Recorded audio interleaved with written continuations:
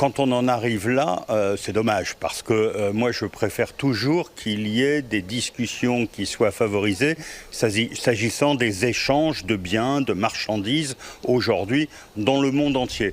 Il y a une enquête qui a été menée par l'Union européenne, elle n'est pas finie. Donc avoir dans un premier temps une hausse des droits de douane qui puisse être en plus différenciée, parce qu'on est quand même sur quelque chose qui ressemble beaucoup à une usine à gaz, pour parler de façon un peu directe, avec des droits de douane qui seraient différents pour tel constructeur suivant tel autre constructeur.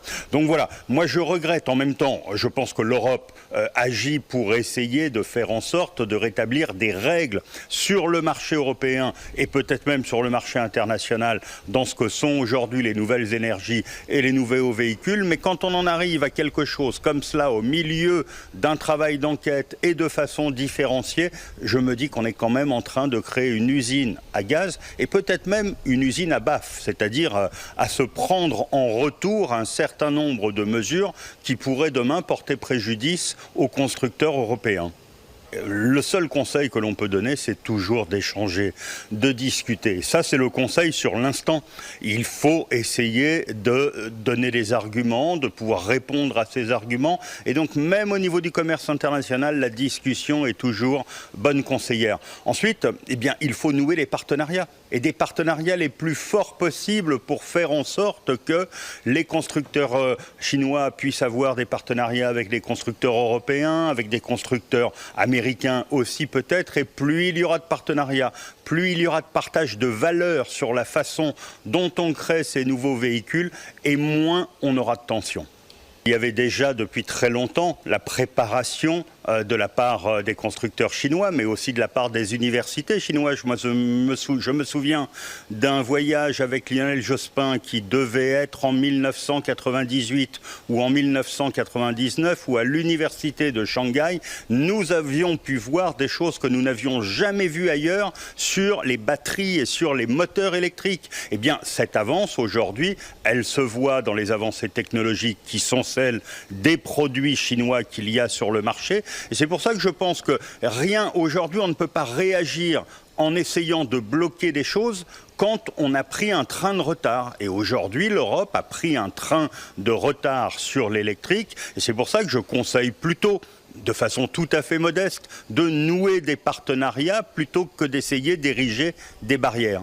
Je m'aperçois que peut-être que ce que l'on reproche aujourd'hui à la Chine, c'est-à-dire que le gouvernement est poussé pendant des années à atteindre l'excellence, on ne l'a pas fait ou on ne l'a pas fait assez en Europe. Et donc il est temps aujourd'hui d'avoir sur ces nouvelles énergies qui ne concernent pas simplement la question de l'électricité, des batteries, mais aussi la question de l'hydrogène demain, la question des nouvelles énergies.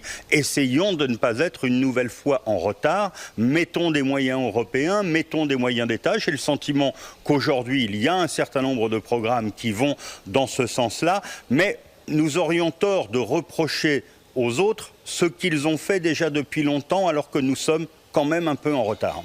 Toute décision qui ne s'inscrit pas dans la réalité de la production industrielle, mais dans des barrières à l'entrée, dans des taxes, dans des droits de douane, va appeler nécessairement des conséquences. Et donc certains risquent de le payer, mais pas simplement dans la filière automobile. Il y a aujourd'hui un certain nombre d'industries, non pas d'industries, mais d'activités françaises. Je pense à la haute,